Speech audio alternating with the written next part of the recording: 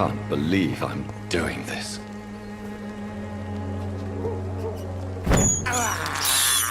I have this thirst for blood.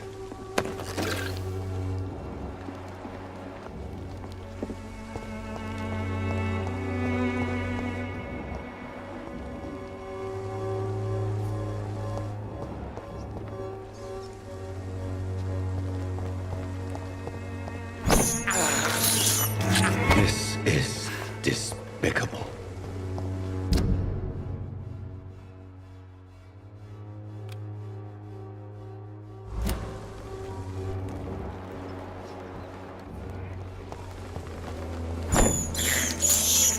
I have this thirst for blood.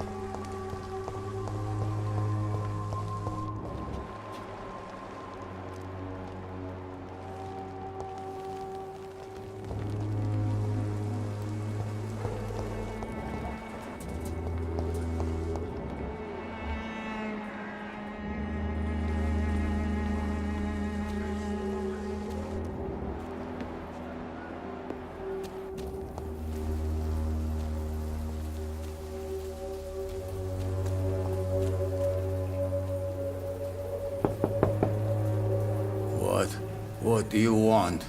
Leave me alone. Good evening, sir. I'm Dr. Reed. I'm looking for Nurse Dorothy Crane. There is no Dorothy Crane here. Now goodbye. I'm afraid this medical leaflet says the opposite, sir. Really? Well, I'm afraid I'm going to close this door right now. Go bother someone else, Mr. Doctor. To enter that house, I must discover who this man really is. Maybe I could start by observing what he's up to.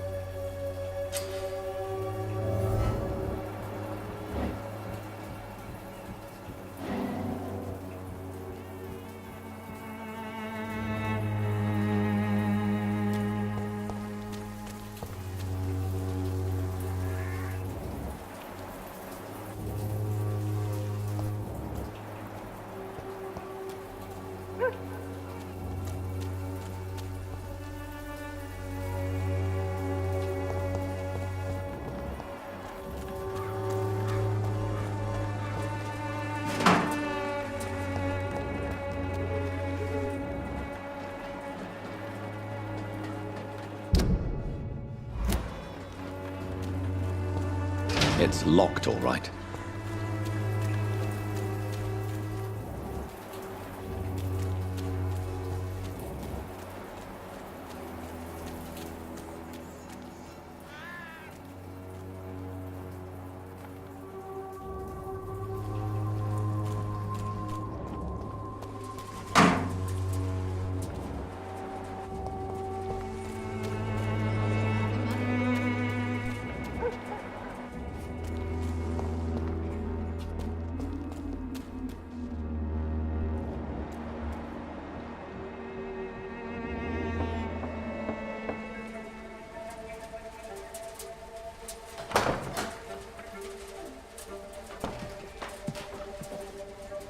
A strange man was at the door with a pass for our medical facility. I refused him entry. Darius, how could you know he didn't need our help? His clothes were too finely tailored to be from Whitechapel. Perhaps just a friend of that stray poet who is always about. Richard Nithercott? No, not of the same cloth, this man. I suspect some machination from that journalist.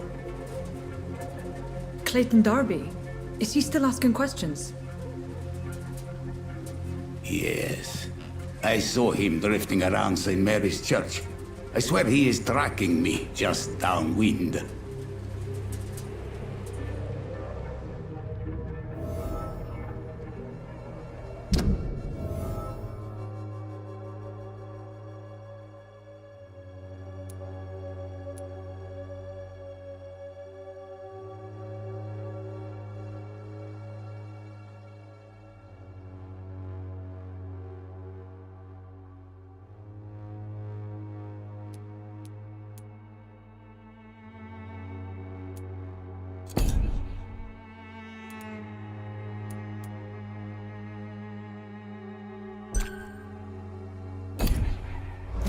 I must talk to that journalist or the poet. They must know about Darius. Nearby the church they just mentioned.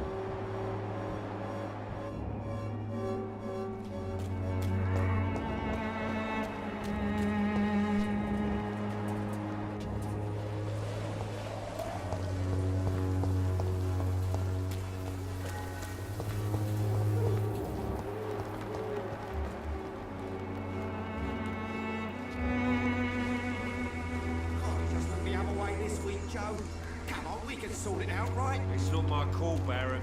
You pay one way or another. Please, Joe. How long have we known each other? We even used to be neighbours, for Christ's sake. I prefer not to give you another beating, Baron.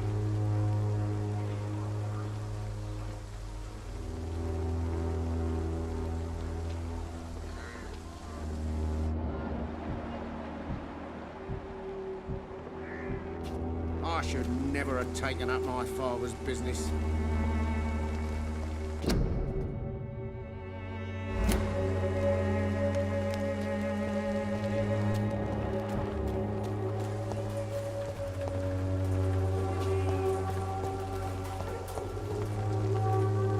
Welcome, sir. Please, take a browse of my wares. I am Dr. Reed. I would like to ask you a few questions, if you don't mind. Doctor? Interesting. I'm Barrett Lewis. Usually I don't have time to waste with talk, but at this hour of the night I can hardly refuse.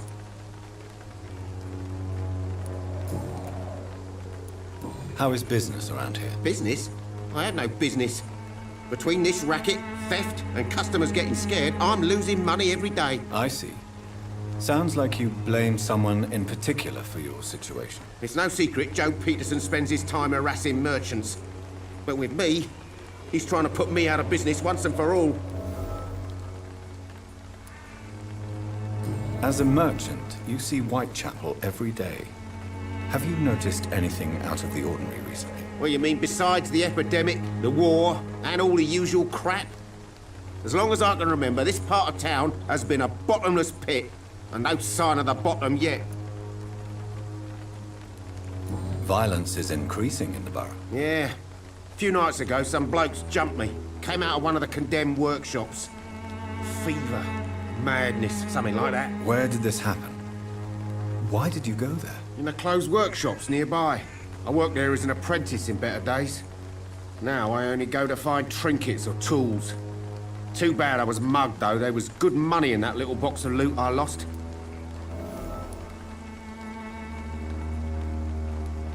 Have you been hurt? No, but that's only because I ran like hell. Those men were raving lunatics, I tell you. Not even able to speak anymore, just screaming.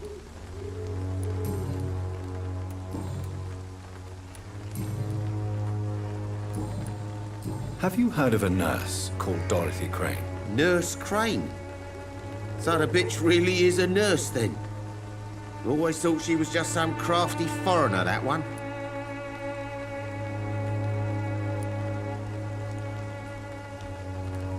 Yes, she's a nurse, and quite a good one. What did she do to gain such notoriety? Dorothy Crane ain't even a real name. Something like Dorothea Craniu. Something like that.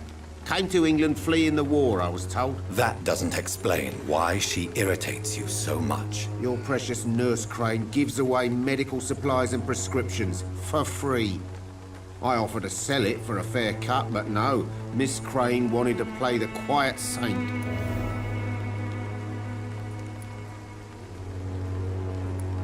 Have you heard of a nurse called Dorothy Crane? Nurse? Yes. Dorothy That doesn't... Your precious... Right then. Show me what you have.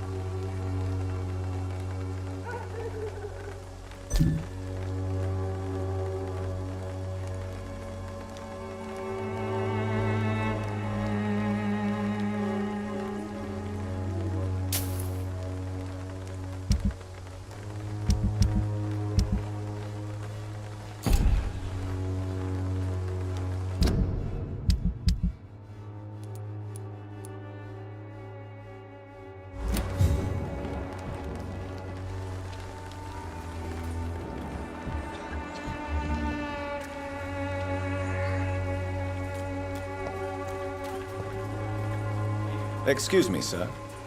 I have a few questions for you. Another journalist? I didn't answer the first one, so piss off! I'm not a journalist, I'm a doctor. A doctor, you say? It's quite a rare breed in this part of town. Really? But still, here I am. Dr. Jonathan Reed, at your service. I'm Joe Peterson to some, but Colossus Joe to most. And I don't remember asking for your service, sir. May I ask what you do around here? I do whatever I want, and sometimes even more. Now sod off. According to you, physicians are scarce in this part of town. Why is that? Not familiar with this neighborhood, are you? I guess your fancy colleagues are too afraid of being stabbed in the back. This part of town does have quite a reputation. Would you say it's justified? Totally. Look at me, for instance. I always look my opponent in the eye before knocking him out. How did you become the local bully everyone is afraid of, Joe? There's no pride in roughing up poor bastards. But this is the only job I've found. And it pays well, too. A job? So you're racketeering for someone else? I got enlisted by the Wet Boot Boys, a gang from the docks. I'm their muscle for their dirty work.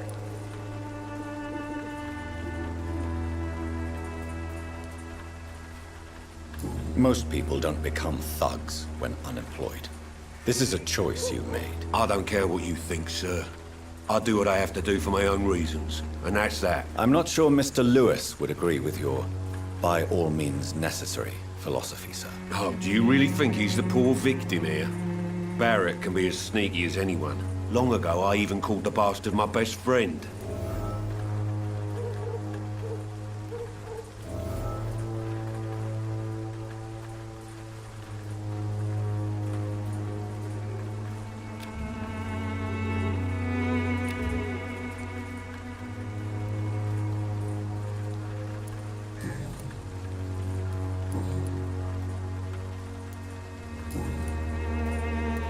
Have you heard of a nurse named Dorothy Crane? She's a colleague of mine, and is supposed to live around here. Dorothy Crane? Yeah, I know her. One of the few good souls who dare to help the sick around here. Could you please tell me more about her? She's a nice girl. Tries to help the migrants. I offered to give her a hand, but she said my reputation would attract too much attention. Goodbye, Mr. Peterson.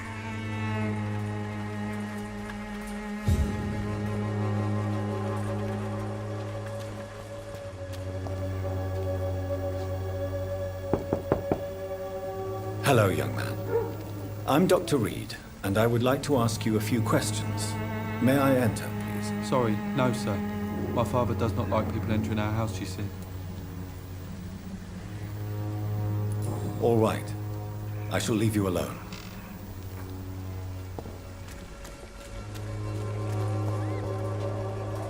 Fancy buying something, sir? You never lose your focus, do you? Joe Peterson.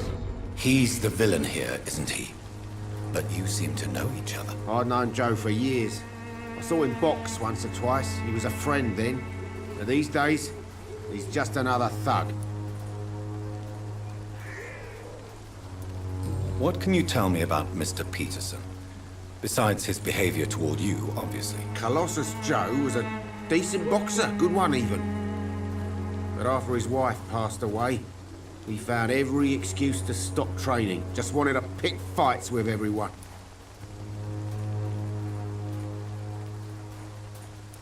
Without making excuses for him, it's safe to say that despair can poison even the sanest mind. We've all had some rough times, ain't we? But most of us don't use our fists to see us through. And no one has ever stood up to this thug. Nobody would be fool enough to stand against the Wet Boot Boy.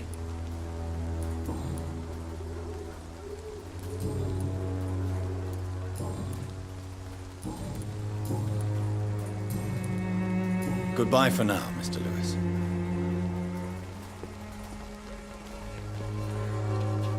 I know it's hard to believe, but this district has always been wretched. Don't let your guard down, sir. You again? What do you want this time?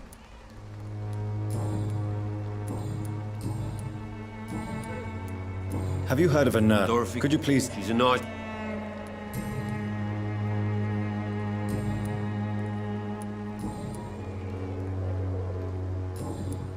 Goodbye, Mr. Peterson.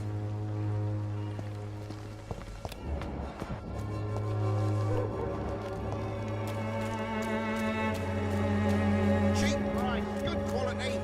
Come on, take a look. Don't be afraid. Hello, young man. It's me again.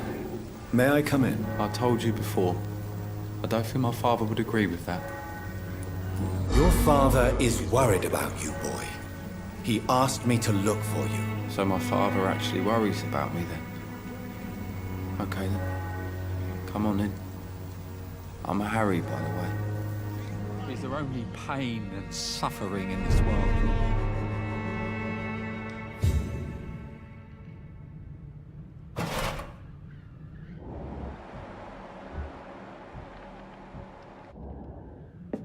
Even my dreams are soaked with glue.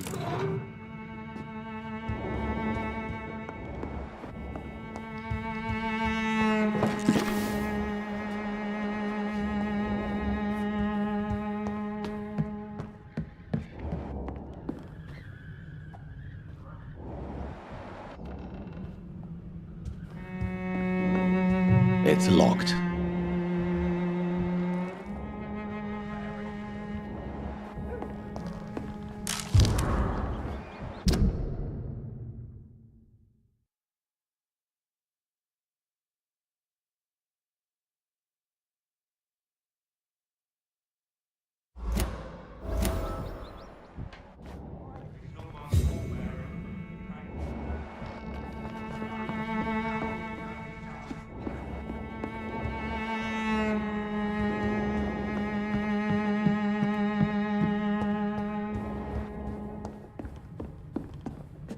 So, may I ask you a few questions? I'm not bothered. What could be worse? How do you feel? I'm fine. I mean, it's not easy every day, but I'm fine. I'm just tired of being sick all the time. If only I could be tough like... Well, you know. Speaking of which, what can you tell me about your father? My father is an idiot who makes idiot things. That's all I have to say.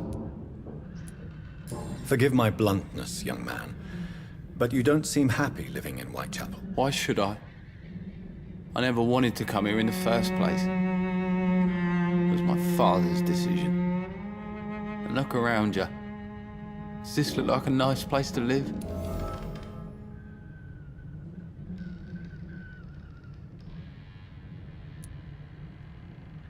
I'm sure your father did his best when he found this house.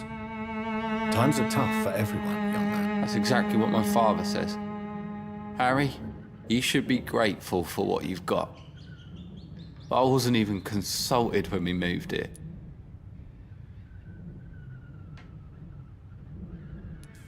If life here is so terrible for you, why don't you just leave this place? Have you ever spoken to your father about it? I don't go outside. It terrifies me so. I went outside once without my father noticing and I saw terrible things. Bloody and frightening things. So that's why you stay at home all day? For fear of the epidemic? I'm not afraid of disease or death, Dr. Reed. It's the living I'm afraid of.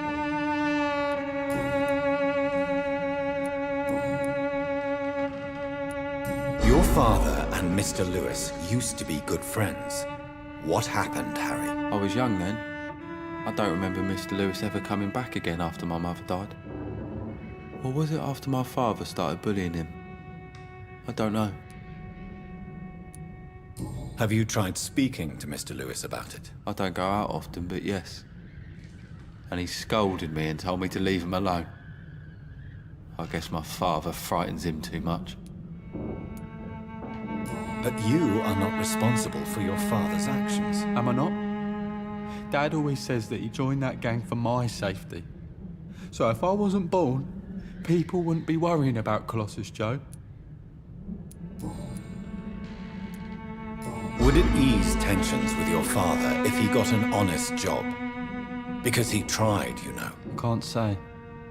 I'd be glad if he dropped his thuggish activities, but I'm not sure it would be enough. Why is that? Sometimes I suspect it's me, Dr. Reed. Or it's this life. It's like I can't find my place.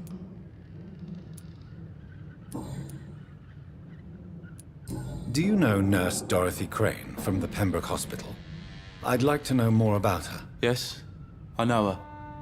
She came here to examine me when I was very sick. She said I should go out more.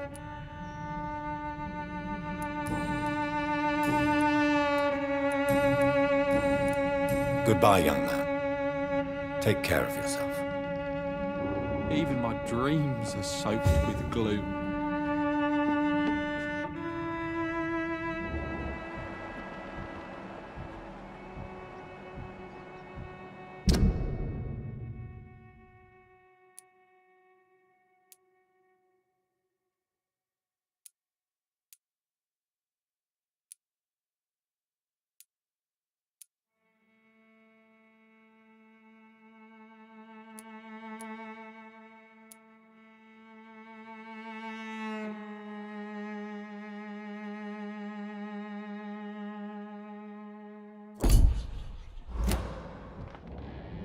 So, may I ask you a few questions? I'm not bothered.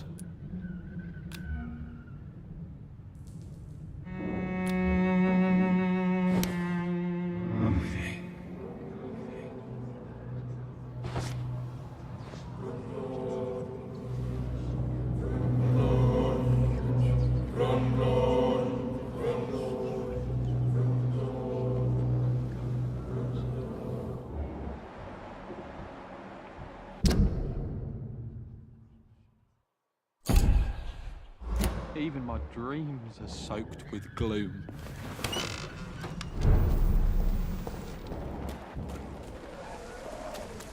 I know it's hard. Fancy buying something, sir? You never lose your focus, do you?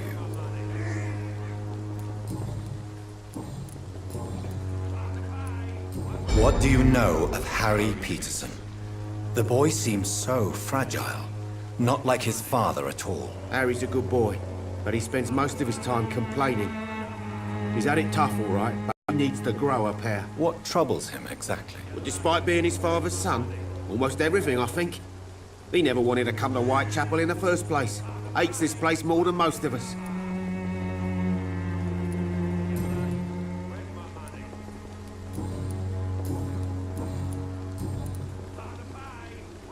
Goodbye for now, Mr. Lewis. You're late. Cheap price. You good again? quality. What do you want this time?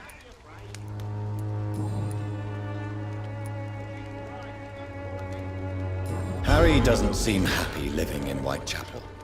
Why did you make him come here? I've always put my son's interests above everything else, whatever he may think. Our house is small but affordable. The walls are thin, but the door is solid. You really love your son, don't you, Mr. Peterson? He's my pride and joy. Even if he hates me for the choices I make and pushes me buttons more than he should. Do you have any regrets? Only one. Not to have my beloved wife by my side. She died when Harry was little. My sweet Jane. She gave the boy confidence. Since the criminal nature of your job means you could be arrested, are you not afraid of what would happen to your boy if you were? No one will ever take my son away from me. If that ever occurred, I'd hunt the bastard down and rip off his head with my bare hands. Why do you keep on working for the gang, Joe? You know it doesn't suit you. It's true, I hate this job. And I know I made some bad choices, but I'm a wet boot boy now. And people won't forget it. You could leave tomorrow. Start another life in another town. That's easy for you to say, Doctor. We are poor. My son's weak. And there's no way he'll endure another disappointment.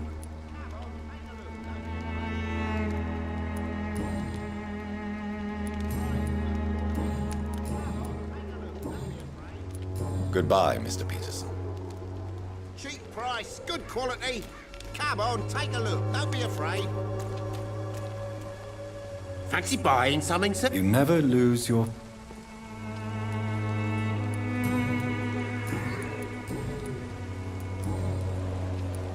Goodbye.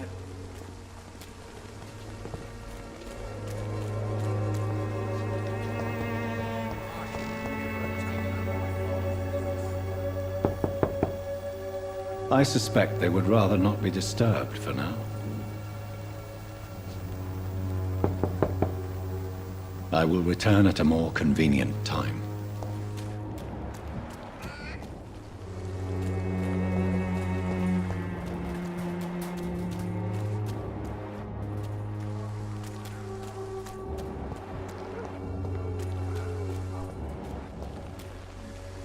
Don't be shy, handsome. What can Christina do for you? I'm not looking for what you're selling. But I'd like to ask you a few questions, if I may. I'm a doctor. Dr. Reed. All right then, but be quick. Though I usually get paid when I open my mouth. Christina, have you been examined?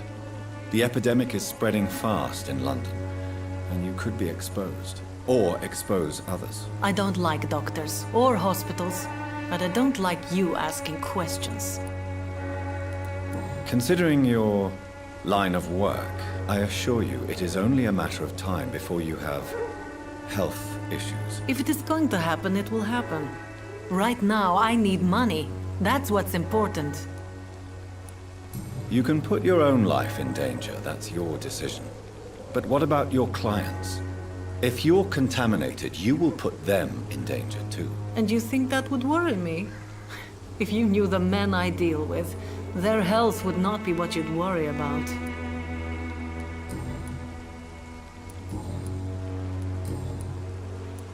Tell me about yourself. Are you joking with me? People don't usually come to see me for conversation. I have no interest in your work.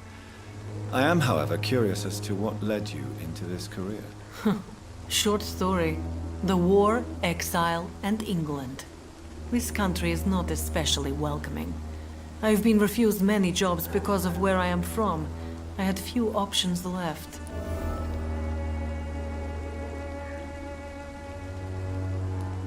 I'm sure you could have found another job, perhaps less lucrative. Maybe you should try again. And when exactly was the last time you looked for a job? Or worried about the rent, or what, or when you were going to eat?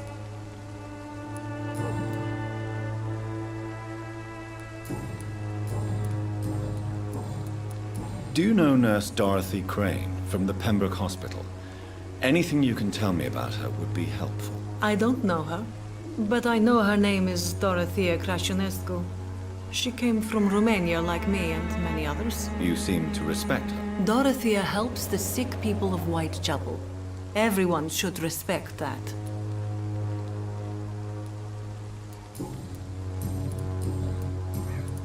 Goodbye, miss. Take care of yourself as best you can.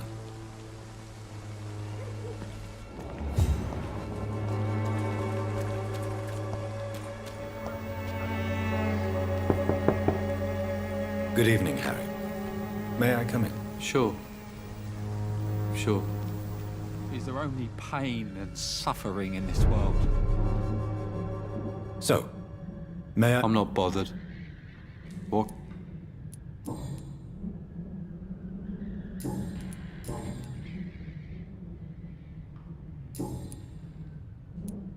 Goodbye, young. Even my dreams are soaked with gloom.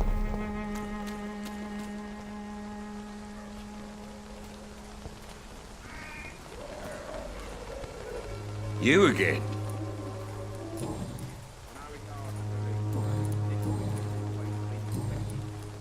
Goodbye, Mr. Pete.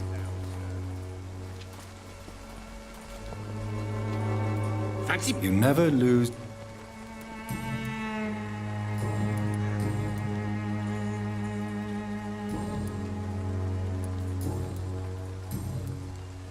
Goodbye for now, Mr. Lewis.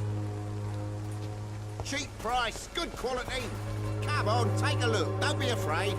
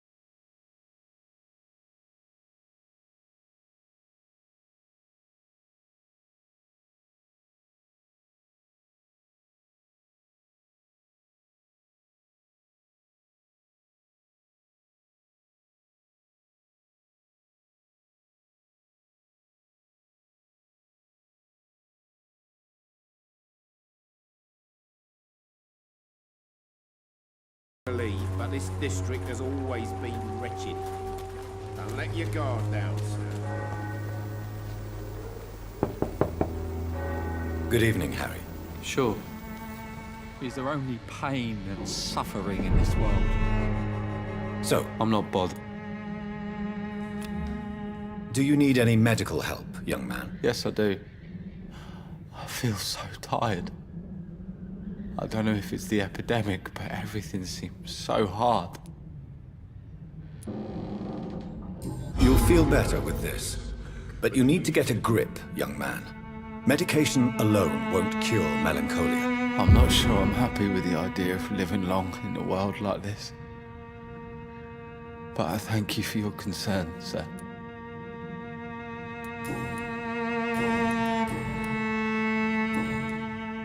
Goodbye, young man. Take care of yourself. Is there only pain and suffering in this world?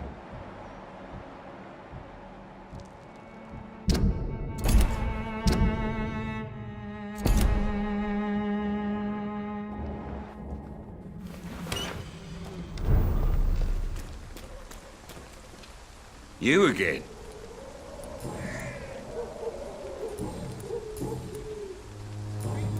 Goodbye, Mr. Peterson. Come on, take a look. Don't be afraid.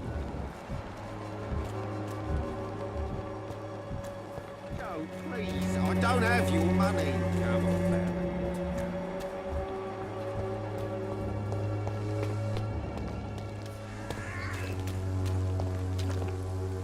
Good evening, Christina. Change your mind?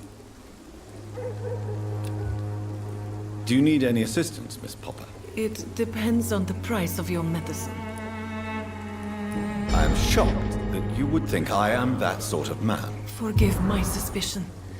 I'm so used to liars with good manners. Thank you, sir.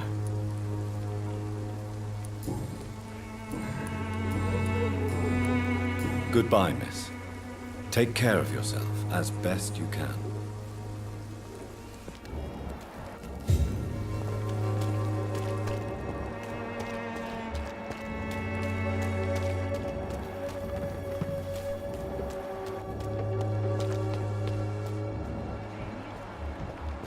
The walls of your home will not protect you, for there is no protection against malevolence and trickery.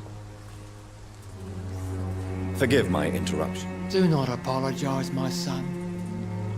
Father Tobias Whitaker is always happy to teach mortals about the incoming Armageddon. I am Dr. Jonathan Reed, and I just have a few questions. A scientist? You are much more lost than I thought, my son. What do you mean when you say that I am more lost than you thought? All scientists are entangled in a world of causes and consequences, and most of them can't see the plain truth. Quite a judgmental opinion, if you ask me. But what do I know? Blinded by science as I am. But you are seeking answers, aren't you? Answers about the Armageddon about to strike the city. Answers about the hidden truth. Well, I suppose I can spare a few minutes listening to your so-called truth. As a doctor, you must be aware of the decimating epidemic. But let me tell you that this so-called Spanish flu is just the beginning of the end. What do you mean? The beast is finally revealing itself, corrupting the flesh and the heart of men. With my own eyes I have seen them, those minions from the abyss. Really? And what would be your answer to this biblical threat? We must fight the disease before this legion outnumbers us. But not with scalpels and microscopes. No. What is left then? Cleansing fire.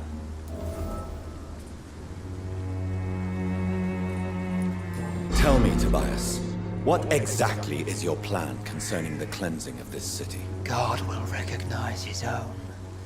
More than once this city has risen from the ashes, hardened and purified by the flames.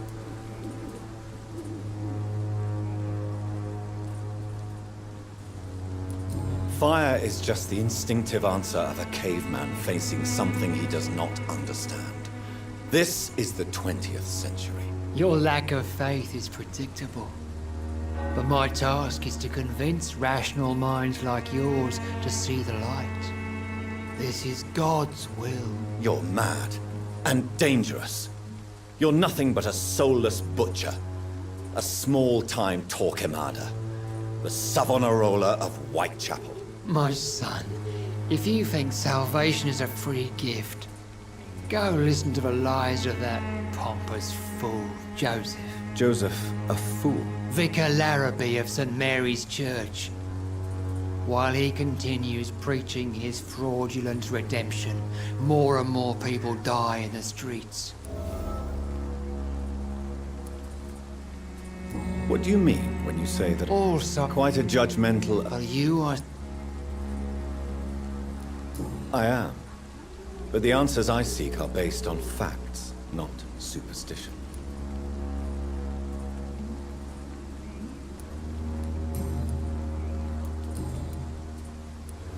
Have you any friends? Any family left in these terrible times? No. But I have a disciple I see as my son. He is so devoted. I sent him to preach the good word in the heart of this corrupted city.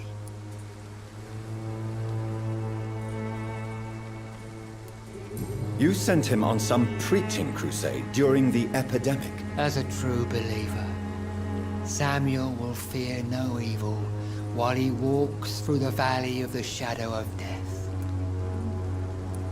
Where did you send him? I sent Samuel to the Stonebridge Cemetery, where the pestilence and evil grows night after night.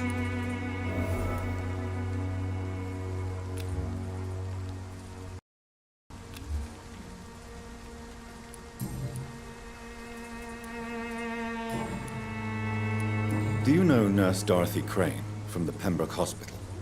I'd like to know more about her. I don't like the liberal ideas of nurses, but I especially abhor that Nurse Crane you mentioned. So you're not exactly a fan of Florence Nightingale's work. But nurses are essential for modern healthcare. Nuns should be the only women allowed to take care of male patients.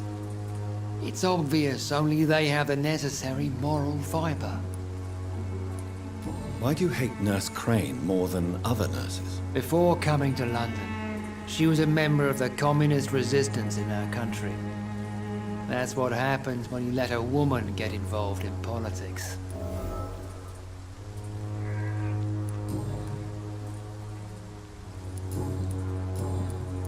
I have heard enough for tonight. Goodbye.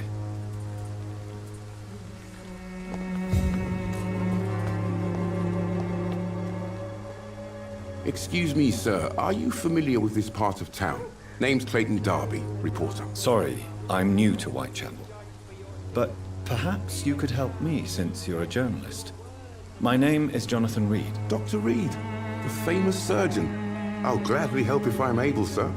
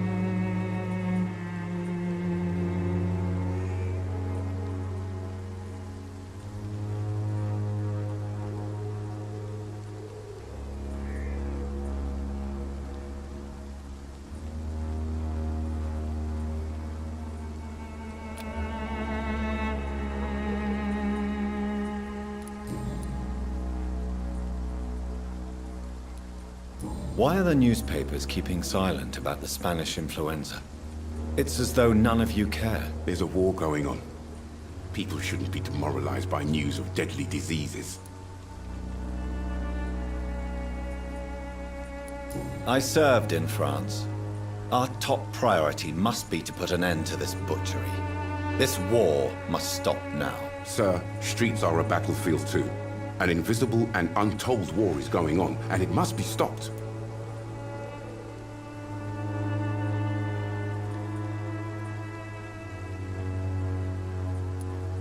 Have you any idea of the danger you face in these streets at night? I've had to run and hide more than once from frenzied mobs incensed by the fever. Do you think the flu is really responsible for this, Doctor?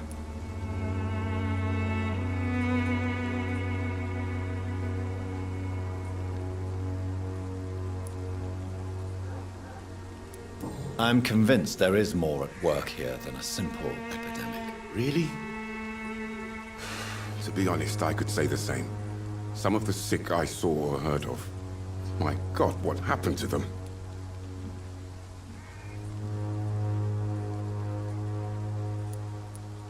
What is a journalist doing in this borough after sunset? He goes where none of his colleagues would dare to go, to inform the country.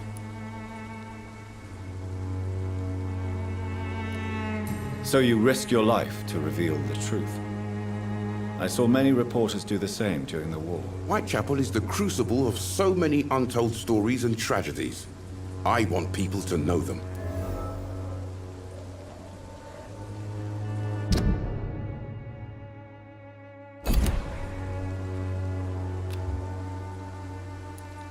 That's quite honorable of you. But is the public interested? Not at all, sir. And that's why I'm an independent journalist, hoping to sell some stories.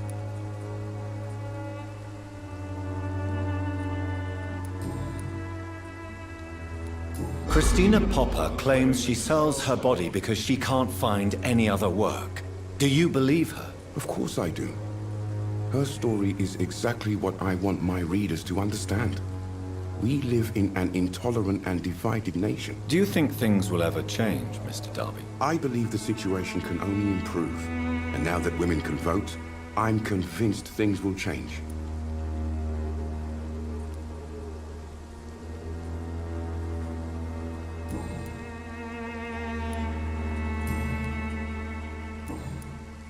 I heard you're investigating an underground medical dispensary in Whitechapel. What do you know about it? Not much, I'm afraid. They are wary of strangers, and I'm not really an acquaintance of theirs. Why do you care?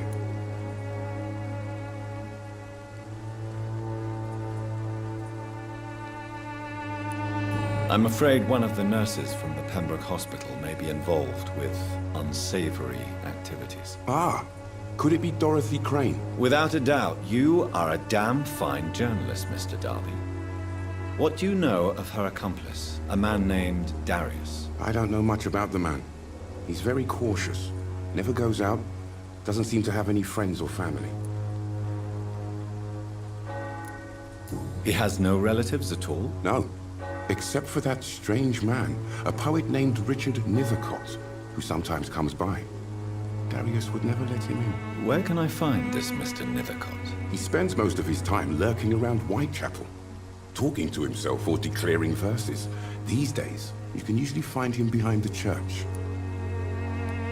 He never goes out? No. A few days ago, he unexpectedly did. I followed him, but it was just a ruse to keep me away from his house. Really? How do you know? He went to the nearest mailbox, but just before posting his letter, he ripped it up and threw it away.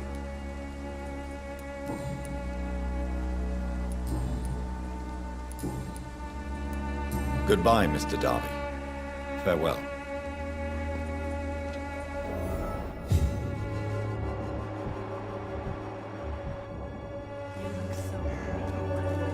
Would you like me to revive you?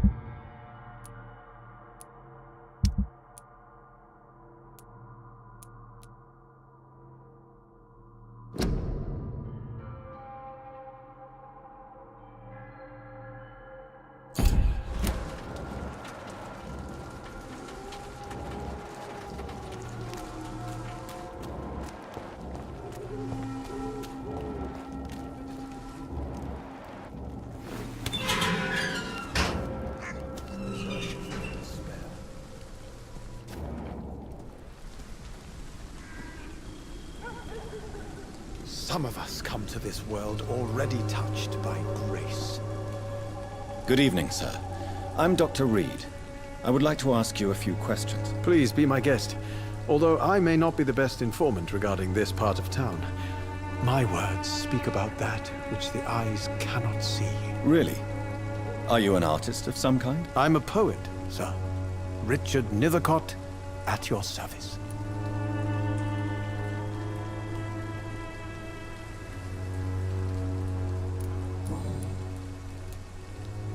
May I ask what you're doing at this hour of night, sir? Do you live here? Not at all. I'm just enjoying the pleasure of a quiet walk. Though night talks are always preferable, if you ask me. Especially with strangers. But are you not afraid of the epidemic? Oh, why should I? I see some equity in the Spanish flu. No flesh should be saved, say the scriptures. Good or evil, rich or poor, all are equal in the eyes of the flu. If you say so.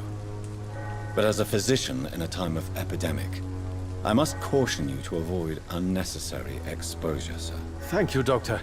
But we both know the seeker of truth has to go boldly where the weak dare not. What are your thoughts on the terrible situation in this city? Terrible, you say? No. Of course, the death of so many innocents is a tragedy. But the scourge has not been all bad for the city. Oh, no, sir. What are you talking about? Do you remember London before the flu? Noisy, cacophonic, quiet nowhere to be found. And now, listen to this oddly peaceful silence.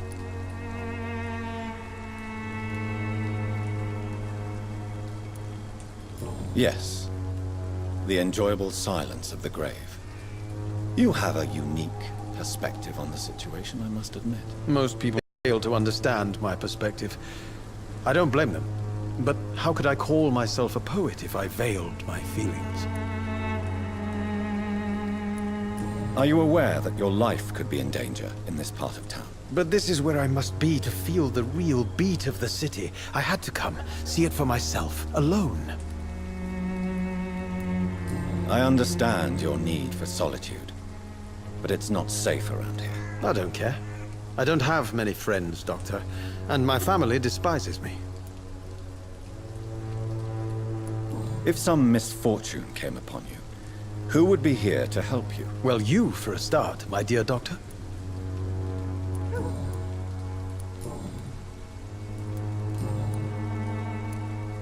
Tell me, Mr. Nethercott, why seek inspiration in Whitechapel? The place is not beautiful per se, but how to explain it? Stirring and challenging.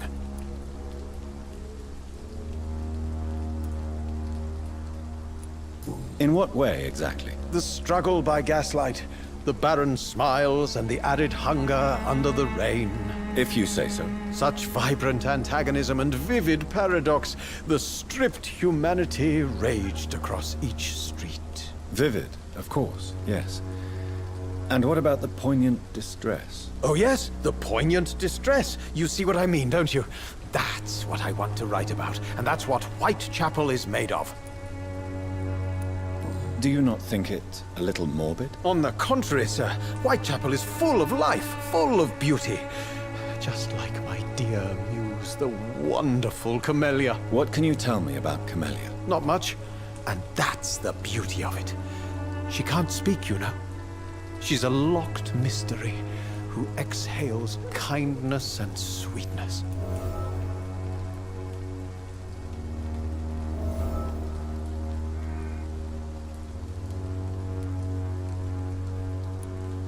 And have you ever tried to learn more about her?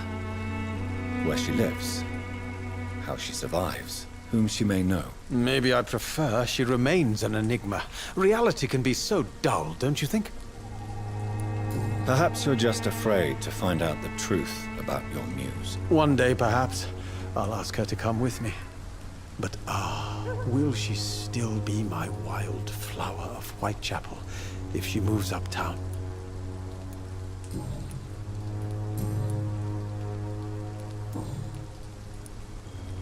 May I ask you a few questions about the district? Extraordinary part of town, is it not? I'll be glad to help you, if I can. I'm looking for Dorothy Crane, a nurse who lives in this vicinity. Dorothy Crane. Oh, I love the name. The Crane of Whitechapel. Sounds very mysterious. But, sorry, no, never heard of her. What can you tell me about an old man called Darius? Darius Petrescu? Yes, I know him. At first, I thought he was only a small publisher. I invited him to publish my work, but his reaction was pretty clear. Not interested in your talent? Darius is an old political activist who takes delight in printing tracts and lampoons. Those communist activities only require mediocre writing skills.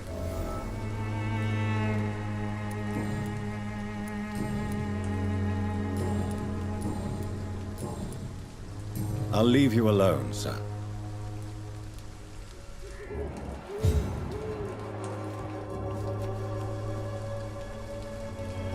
Good evening, Mr. Nithicott. And good evening to you too. Do you need medical attention, sir? It may be wise to let you prescribe. I will see you later. I'll leave you alone, sir.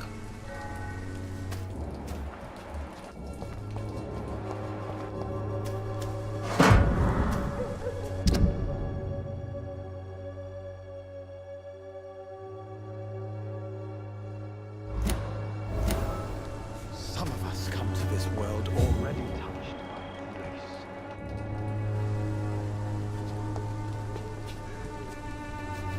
Good evening, Mr. Nithicott. And good evening to...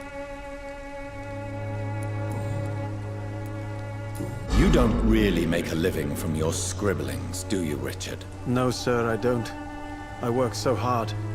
I put all my time, my energy, my devotion into the precise carving of words.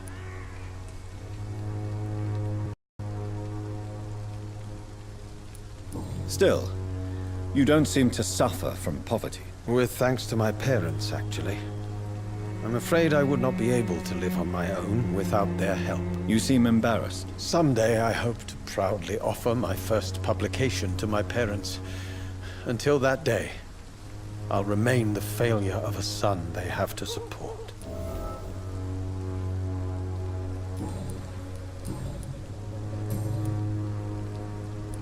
I'll leave you alone, sir.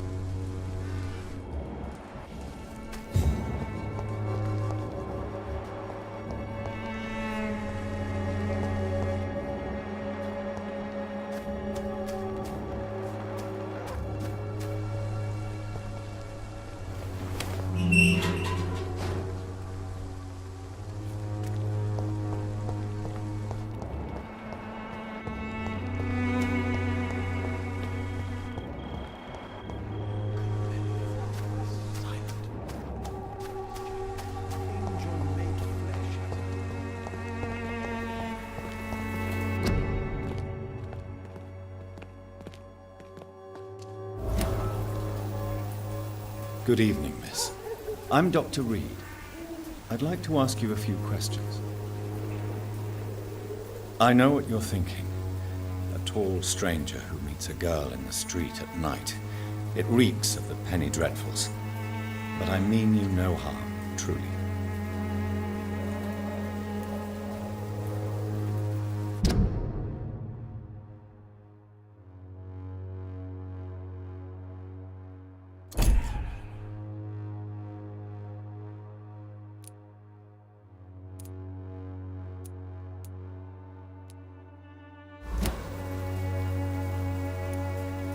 I know you understand what I'm saying.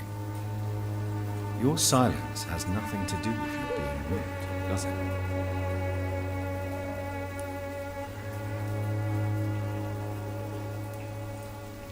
Tell me about Richard Nithicott.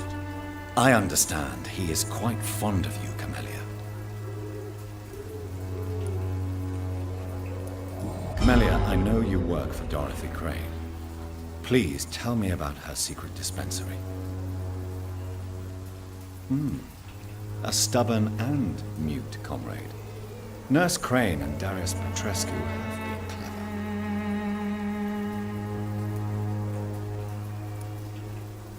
clever. Very well. Goodbye then.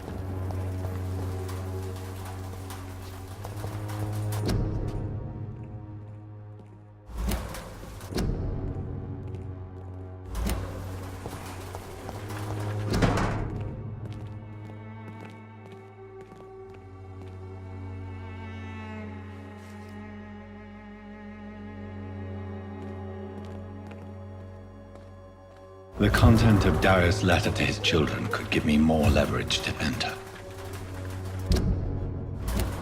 Darius is a bit less of a mystery now. It should not be that difficult to incite him to let me in.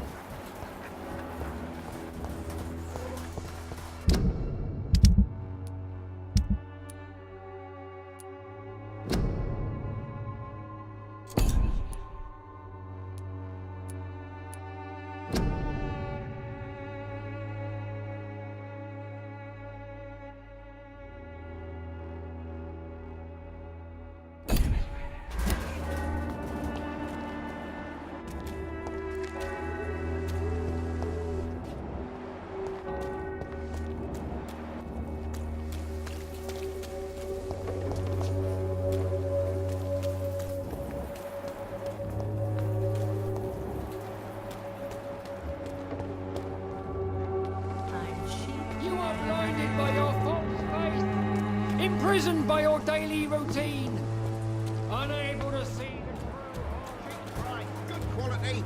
Come on, take a look. Don't be afraid.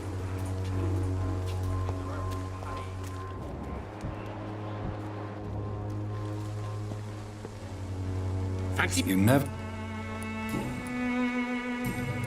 Goodbye for now.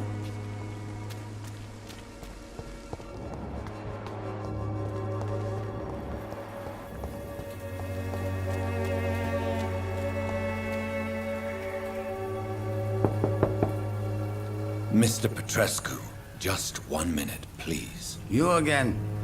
Go away. Sir, wait. Stop this nonsense. I know Nurse Crane is here. Shall we speak man to man, you and I? All right. Speak up. Don't you see we're on the same side? We fight to help the poor, sick, and abandoned. I'm nothing like you, Mr. Doctor. Yes, you are.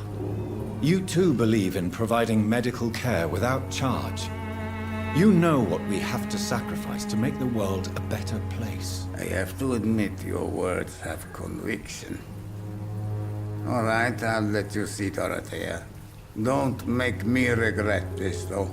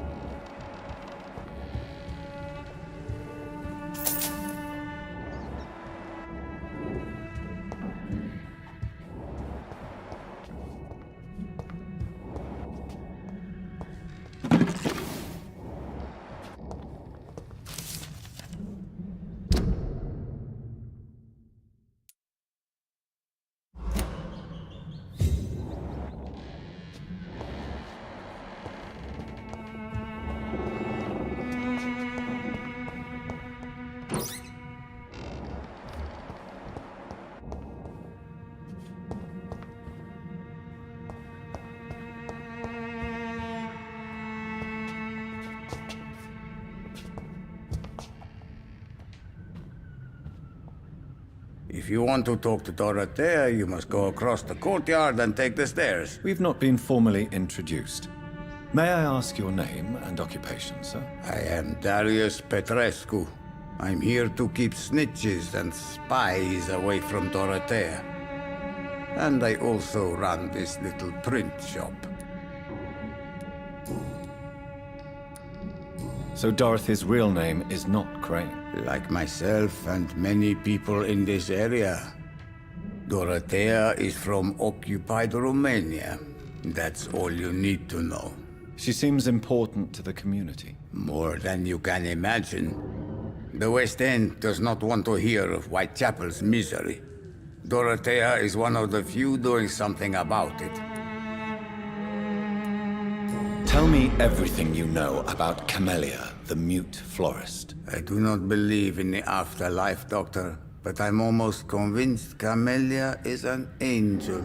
She volunteered to give out our medical leaflets.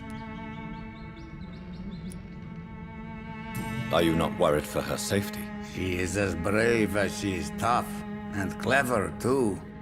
If only I had met her when I was younger. Are you in love with Camellia, Mr. Petrescu? Don't be stupid. If I had met her when I was younger, we could have won our revolution. Who is she, really? Do you know where she's from? She's not from around here, that's all we know. Camellia is not even her name. It's her favorite flower. You say she has no close family? Well, there's that awful poet who constantly follows her around like a lost puppy. A good man for sure, but a very poor writer. Did you refuse to publish Richard Nithercott's previous works, Darius? Yes, his manuscript is as pompous as he is starched.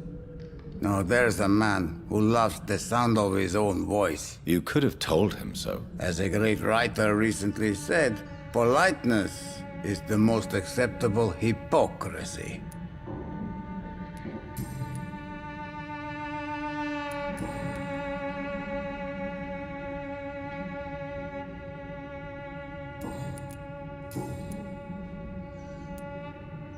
Tell me everything you know about Camellia. I do not believe in the after.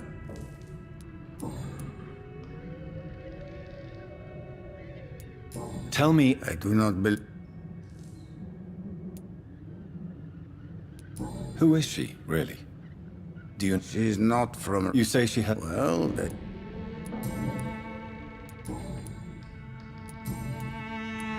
Do you have any family left, Mr. Petrescu?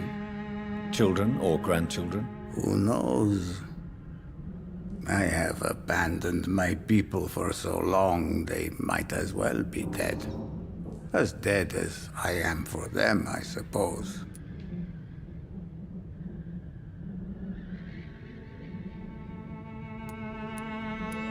This war won't last forever. Did you ever think of returning to your country now it's free? No. I have taught strength and determination to my sons and daughters. I'm an old, dying man who only has memories of better times to cherish. Don't be embarrassed, sir. If you must know, my own father disappeared many years ago, and I forgave him. It's quite awkward to talk about our families like this, but... Thank you, Dr. Reed. I appreciate your trust.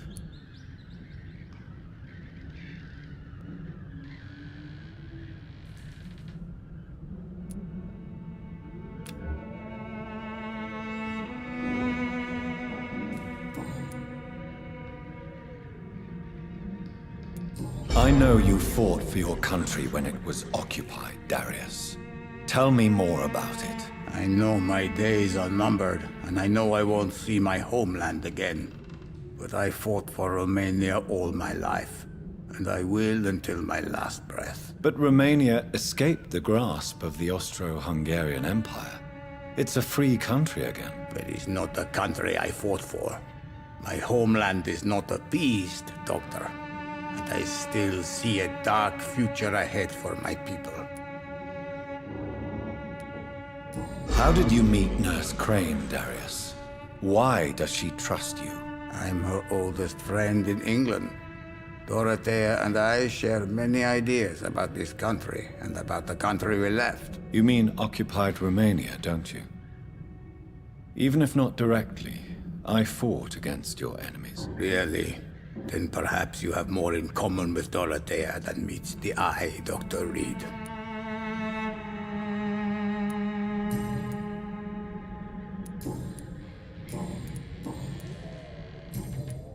Goodbye, Mr. Petrescu.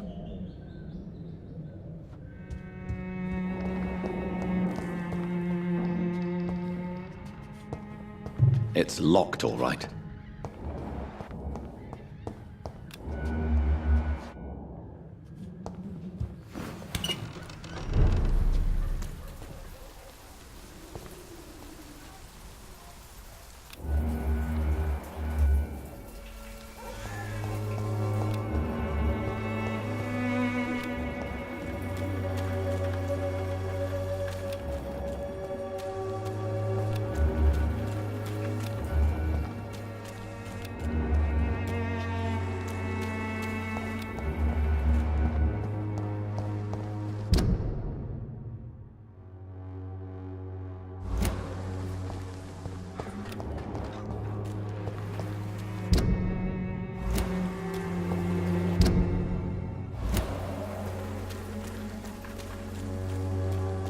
I cannot enter.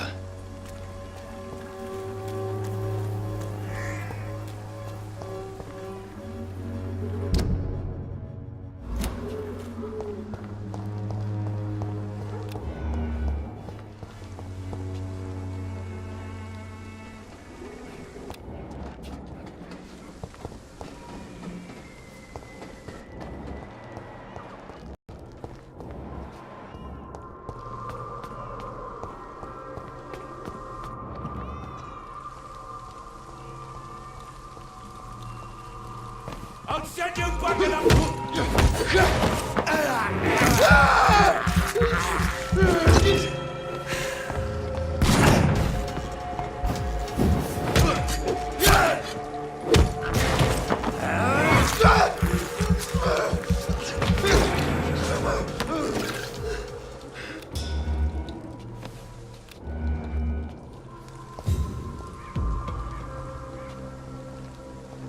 I'd step back, sir. Oi! Didn't you hear me? It's a leak! One of them!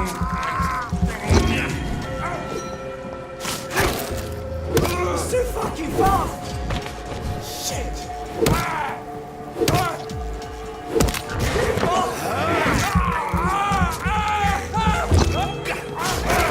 He's dead!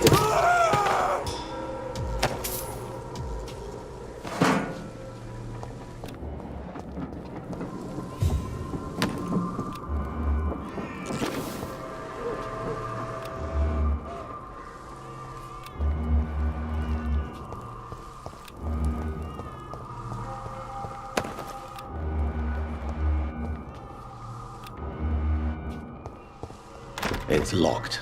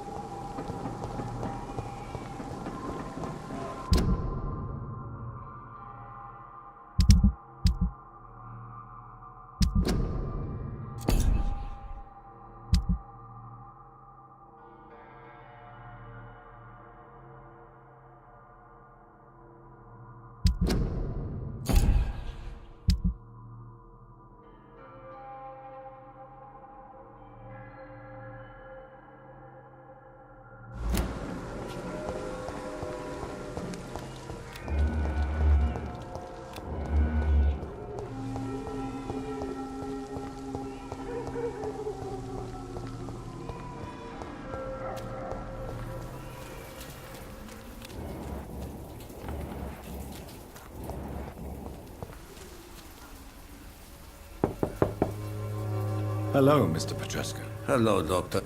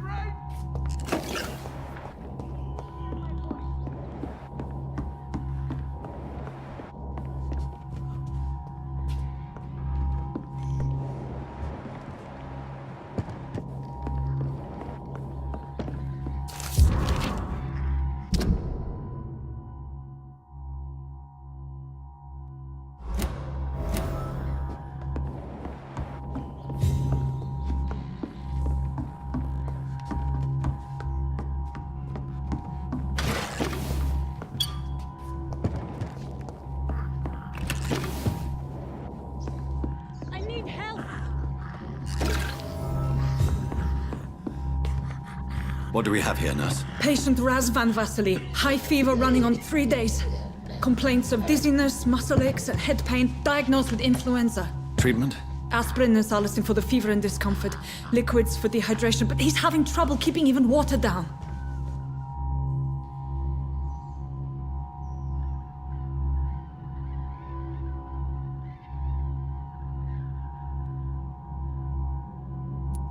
Thank you, nurse.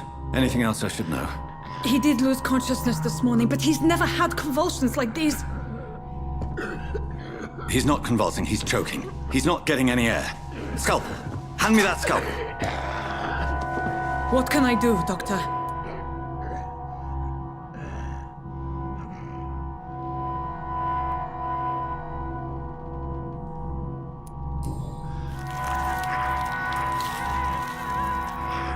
I need to perform a tracheostomy. Short pipe. That rubber tube will do. We're going to cut a passage for air through the neck. Yes, Doctor. He's breathing again, but he's coughing up blood. Internal hemorrhaging. I need to make another incision into the chest cavity to drain the fluids from the lung. Prepare another tube. A thoracostomy? Doctor, we've nothing to fight the infection. We need an aseptic environment.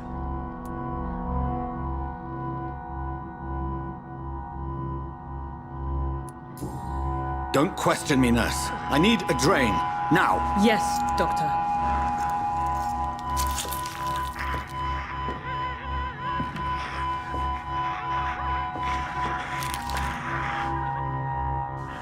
He's still bleeding, Doctor. I'm losing his pulse. The drain must have punctured the intercostal artery. There's too much blood. Are you all right, Doctor? I can't see.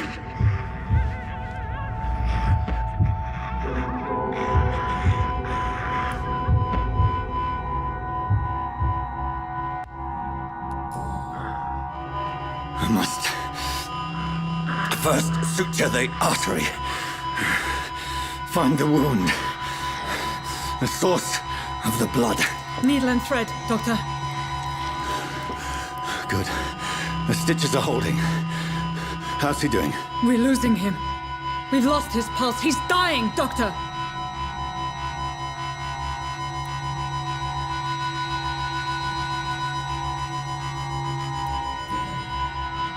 Cardiac massage, now. Cardiac... What? Are you making this up as you go along?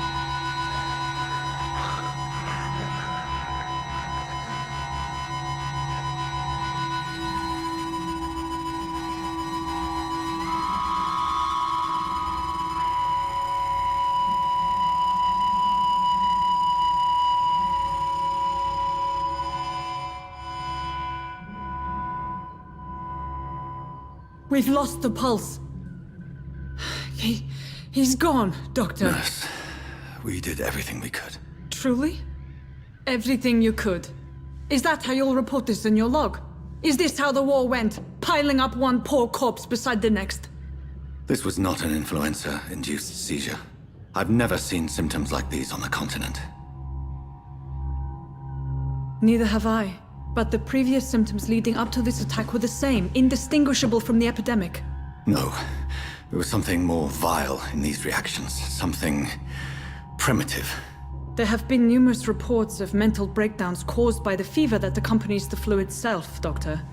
Yes, but... I'd best take some samples of the blood for analysis.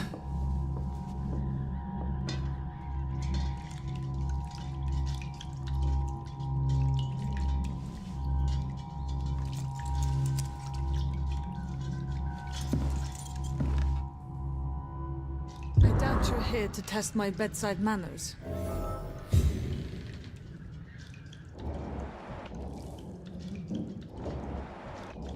To what do I owe this courtesy?